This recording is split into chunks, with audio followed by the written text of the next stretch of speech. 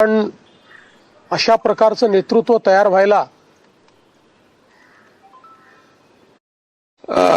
मला वाटतं फार मोठं नुकसान झालेलं आहे, न भरून येणार शेवटचं भेटलो एका कार्यक्रम सभेच्या निमित्ताने एकत्र होतो।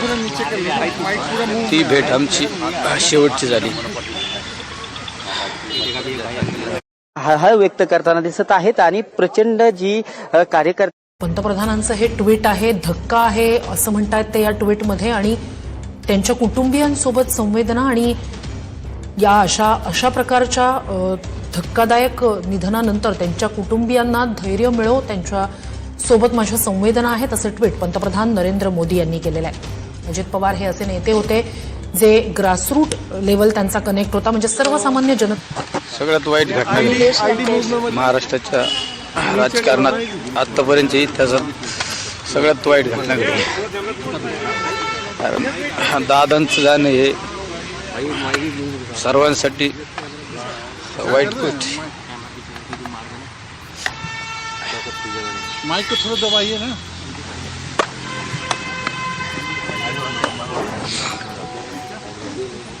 पहिली दादांची बॉडी काढली किती वाजता घटना? 8:45 बरोबर झालं 8:45 तुम्ही सगळे स्थानिक आहात? हा, इथले स्थानिक आहे। काय सांगाल काय दादा? आता विमानाने सकाळी 2 गिरट्या घातल्या, एकदम खालून विमान गेलं आणि ज्यावेळेस टेकअप होणार त्यावेळेस क्रॉस मध्ये झालं, क्रॉस होऊन खाली धावपट्टी सोडून खाली पडलं आणि डायरेक्ट स्फोट झाला। स्फोट झाल्यानंतर 2 बॉड्या बाहेर पडल्या होत्या त्यातल्या, असं झालं।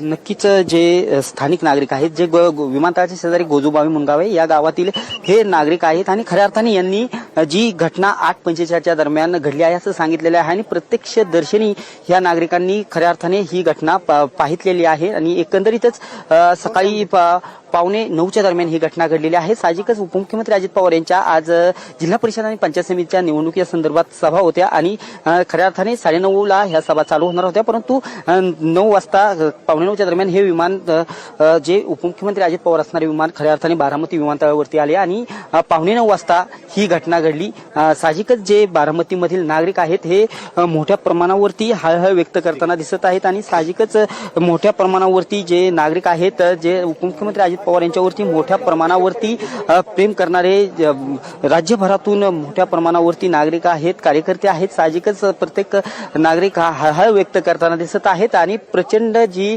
कार्यकर्त्यांची, नागरिकांची जी गर्दी जी घटनास्थळावरती झालेली आहे आणि जे विमानतळाची घटना खऱ्या अर्थाने घडलेली आहे याच्या बाजूने पोलीस या ठिकाणी ज्या नागरिक आहेत यांना मागे